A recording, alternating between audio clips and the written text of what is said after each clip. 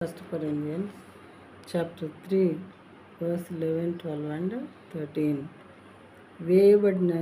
వేయబడినది తప్ప మరి ఒక పునాది ఎవడును వేయనేరడు. వేయబడినది తప్ప మరి ఒక పునాది ఎవడును వేయనేరడు.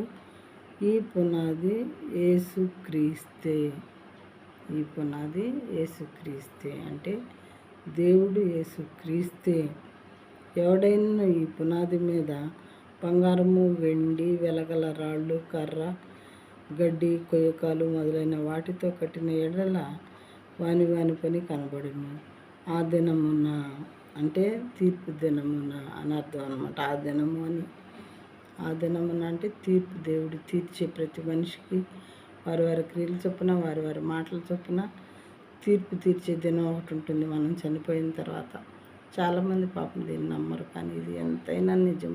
100% వాక్యం చెప్పుచూ ఉన్నది. ప్రియమైన వారిలారా, చాలామందికి తెలియని విషయం ఇది ఒకటే. మరణమే అంతం అనుకుంటారు, కానీ మరణం తర్వాత ఒక భయంకరమైన ప్రపంచం ఒకటి ఉంది.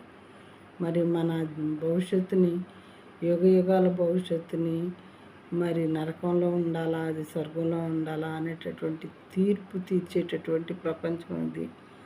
ఆ దినము అంటే అదనమాట. ఆ దినము దానిని తేటపరచును, అగ్ని చేత బయలుపరచబడును అని ఉంది. ఈ అగ్ని ఎవరయ్యా అంటే దేవుడు. జీసస్కి ఇంకొక పేరు దహించు అగ్ని. ఆయనే తేటపరుస్తారు.